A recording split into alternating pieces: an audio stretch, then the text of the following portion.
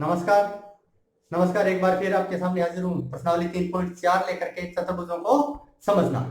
तो सर उसके बाद में सबसे पहले आता है क्वेश्चन नंबर 3।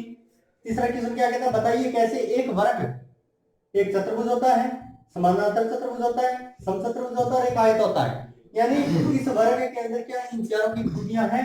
तो एक चतुर्भुज कैसे होता है, क्योंकि वर्ग जो है वो चारों भुजाओं से बंध आकृति होती है। वर्ग चारों भुजाओं से बंध आकृति होती है, इसलिए जो वर्ग है वो एक चतुर्भुज होता है। छोटी सी बात। दूसरा, एक समानांतर चतुर्भुज।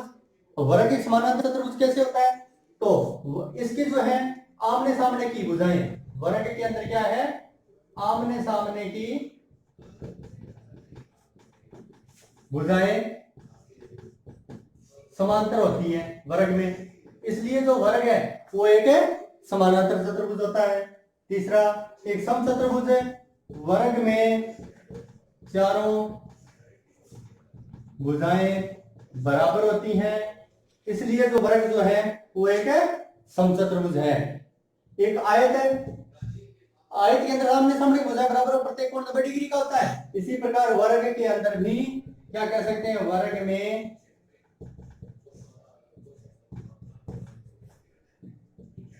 आमने सामने की भुजाएं बराबर व प्रत्येक कोण 90 डिग्री का होता है, इसलिए वर्ग जो वो एक आयत होता है। तो अब हम देखते हैं क्वेश्चन नंबर 4।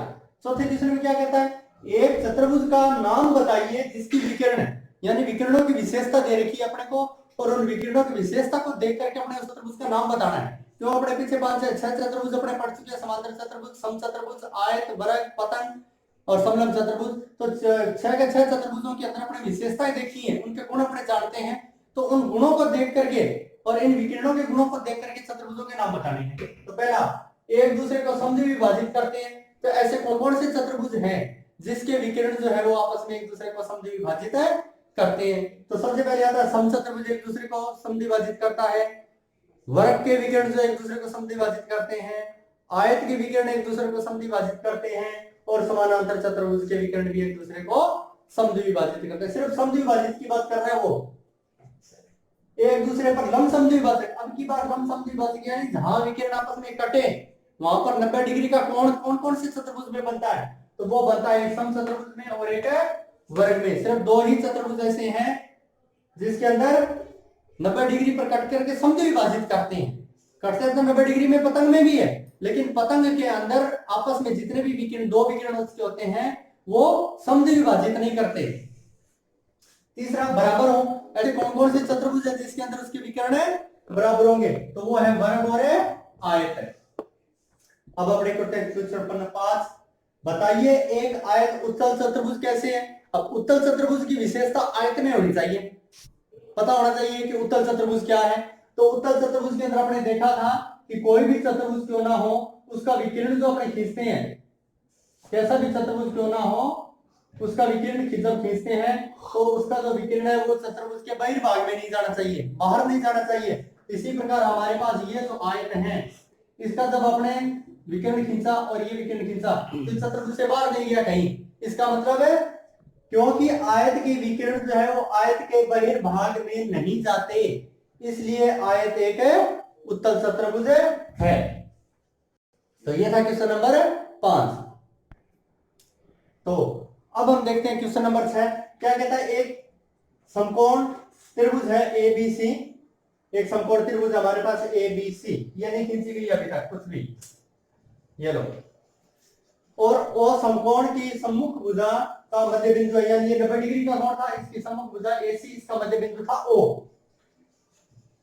तो बताइए कैसे O बिंदु जो है वो ABC से समान दूरी पर है, यानी ये जो O है A, B और C तीनों से समान दूरी पर स्थित है। तो हम क्या करेंगे, रचना के अंदर अपनी छोटी सी एक बात लिख सकते हैं, क्या कि BC के समानांतर एक रेखा मैंने ये खींच ली, BC के समानांतर क्या खींची मैंने, AD, और CD जो है वो AD के समानांतर है, यानी ए बी जो है वो सी डी के समानांतर है। इसका मतलब यहाँ पे 90 डिग्री का कोण है तो यहाँ 90 होगा, यहाँ भी 90 होगा और यहाँ भी 90 होगा। इसलिए आप ये कह सकते हैं कि ए बराबर बी बराबर सी बराबर है डी बराबर है 90 डिग्री। सारे कोण 90 डिग्री के हो गए। ठीक है, अब आमने सामने की भुजा बराबर होती, समानांतर चतुर्भुज बन गया एक टाइप से, पहले खींचते ही तो आमने सामने की भुजा बराबर होगी। यहाँ ये भी लिख सकते हैं यहाँ पे कि ए डी जो है वो बीसी के बराबर है और ए बी जो है वो डीसी के बराबर है। तो देखो आमने सामने की भुजा बराबर हो गई और प्रत्येक कोण 90 डिग्री का हो गया, तो ए बी सी डी क्या हो गया, एक है, ए बी सी डी आयत हो गया एक है।